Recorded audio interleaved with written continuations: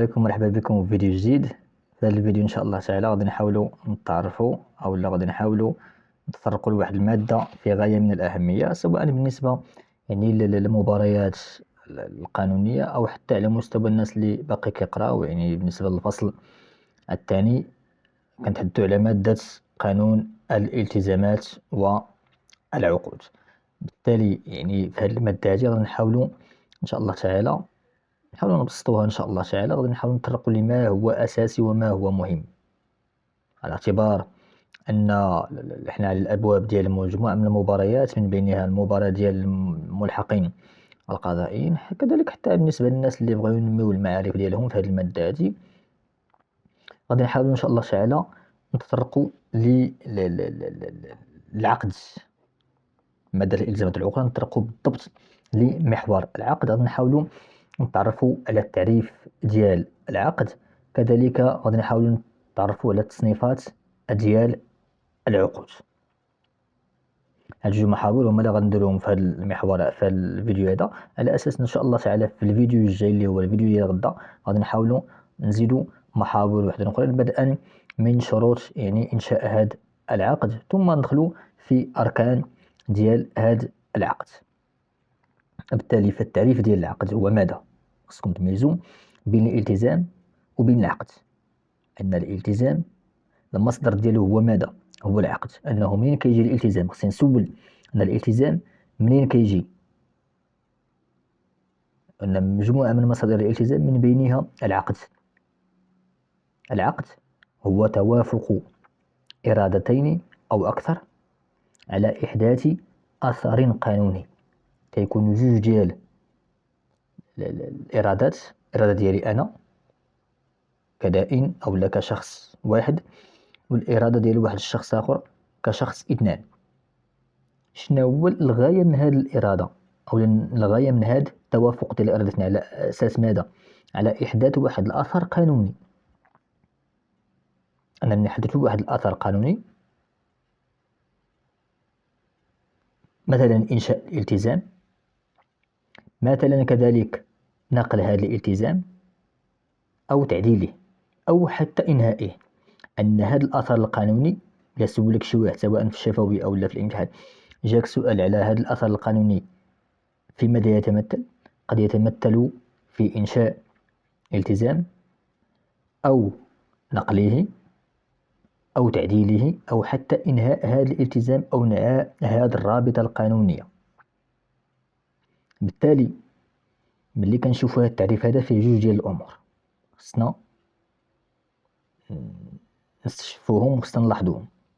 هناك توافق إرادتين، وهناك أن الغاية ديال هذا التوافق أن تتجه الإرادة أو الإرادتين ديال الأطراف على إحداث واحد الأثر القانوني. شنو كنقصدو بتوافق إرادتين؟ المعنى ديال توافق إرادتين أي أن كل طرف من هذه الأطراف ديال العقد، سواء كانوا جوج ثلاثة أربعة إلى غير ذلك، خاص نعقد الإرادة ديالو على أساس ماذا؟ على أساس واحد الأمر معين، ألا وهو انعقاد العقد. مثلا في العقد ديال البيع ضروري أنه يكون الاقتران، يكون واحد الاقتران بين الإيجاب اللي هو من كيكون الإيجاب وكيكون القبول. شنو هو الإيجاب؟ غادي نذكروه من بعد. الإيجاب هو أنا كنجي كنقول لك أودي واش بغيتي تبيع ليا، والقبول هو داك الرد ديالك إلا قبلتي، هذاك هو القبول. كاين الإيجاب وكاين القبول، غادي نذكروهم من بعد. غنمشيو لكيفية انعقاد هذا العقد. قلت على أنه في عقد البيع مثلا ضروري أن يقترن ماذا؟ الإيجاب والقبول، وماشي بالضرورة أن يتم التوافق أو الموافقة على جميع الشروط ديال العقد، بل فقط الأركان الأساسية. الأركان اللي هما الأهلية والمحل والسبب، هادو هما الأركان الأساسية. خص تكون الأهلية، خص يكون الرضا، خص يكون المحل والسبب. ثانيا تحدثنا على أنه أن تتجه الإرادة ديال الأطراف على إحداث واحد الأطر القانوني. شنو نقصد به؟ نقصد به ودي أنه ليس كل اتفاق يعتبر عقد. مثلا أنا وياك اتفقنا على أننا نمشيو لواحد النزهة أو نمشيو لواحد الرحلة، هذا لا علاقة له بالعقد ولا علاقة له بتوافق إرادتنا على إحداث أثر قانوني. خاص الإرادة ديال الأطراف أن تتجه نحو ماذا؟ نحو إحداث أثر قانوني. شنو هو الأثر القانوني؟ يعني إنشاء واحد الرابطة قانونية، تكون واحد الرابطة قانونية بين دوك الأفراد. غادي نمشيو لتصنيفات العقود. هناك مجموعة من التصنيفات. هناك ما يسمى بالعقود المسمات والعقود غير المسمات.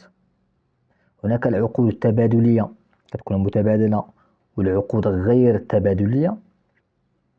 عندنا كذلك عقود التراضي كيكون الرضا وعقود الإذعان. هناك كذلك العقود التبادلية قلنا وغير التبادلية، عقود الإذعان وعقود التراضي، العقود الرضائية والعقود الشكلية وكذلك العقود العينية. عندنا كذلك عقود المعاوضة وعندنا عقود التبرع، معاوضة تعويض شيء بشيء، وعقود التبرع الإعطاء أو العطاء بدون مقابل. عقود فردية وعقود جماعية، ثم عقود محددة والعقود ديال الغرر كتسمى عقود الغرر. شنو هما العقود المسمات؟ العقود المسمات هي تلك العقود اللي نظمها لنا المشرع، واحد تنظيم قانوني وحدد لها أحكام. هادو هما العقود المسمات سماها المشرع، بحال عقد البيع، بحال عقد الكراء إلى غير ذلك، عقد الوكالة إلى غير ذلك. هادو عقود اللي المشرع حدد لهم واحد تنظيم قانوني واحد نظم لها واحد الأحكام. أما العقود غير المسمات فهي ما سماهاش المشرع وما ذكرهاش وما نظمهاش، بل خلى التنظيم ديالها لإرادة الأطراف، وطبعا كتسري عليها القواعد العامة ديال الالتزامات والعقود. العقود التبادلية والعقود غير التبادلية. العقد التبادلي هو ذاك العقد اللي كينشأ واحد الالتزامات متبادلة في ذمة كل طرف من أطراف العقد، فكيصبح كل واحد منهم دائن من جهة ومدين من جهة أخرى. نعطيكم مثال، مثلا في عقد ديال البيع، عقد البيع فكنلقاو البائع مدين بالشيء ودائن بالثمن، أنني مدين خصني نعطيك واحد الشيء ودائن خصني مدين، مثلا خصني نتسلم واحد الشيء ودائن خصني ناخد الثمن ديالو مثلا. أما العقد غير التبادلي هو ذاك العقد اللي كينشأ التزامات فقط في الذمة ديال واحد الطرف، بحال العقد ديال الهبة، واحد كيعطي واحد ما كيعطي والو. أنا وهبتك واحد الحاجة دونك أنا اللي خصني نعطيك وأنت ما غتعطيني والو، دونك ليس تبادليا. عقود التراضي وعقود التراضي هو ذاك العقد اللي كتم من خلاله المساومة. كنجيب لك هاد القرعة ديال الماء، كنقول لك هي قرعة ديال الماء شريها من عندي مثلا، تقول لي كتسوليني انت نقول لك 5 دراهم، تقول لي لا نقص شويه كذا نديروا 4 دراهم نديروا كذا، فهمتيني؟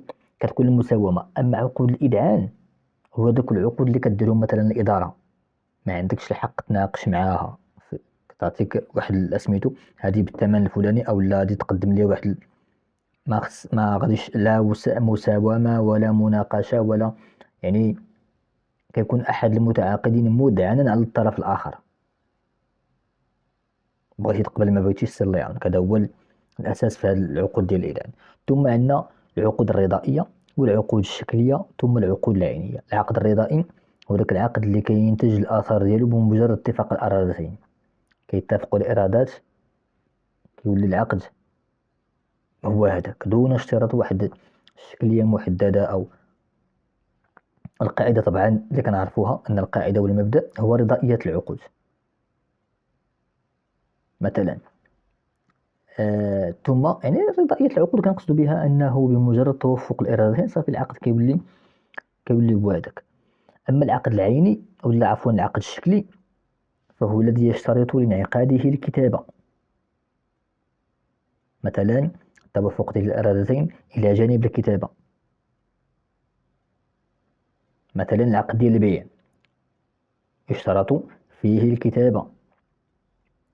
تكون مثلا نحددها للمشرع، مثلا العقد ديال بيع العقار محفظ، أنا اشترط له المشرع شكليات الكتابة، ضروري خصو يكون مكتوب.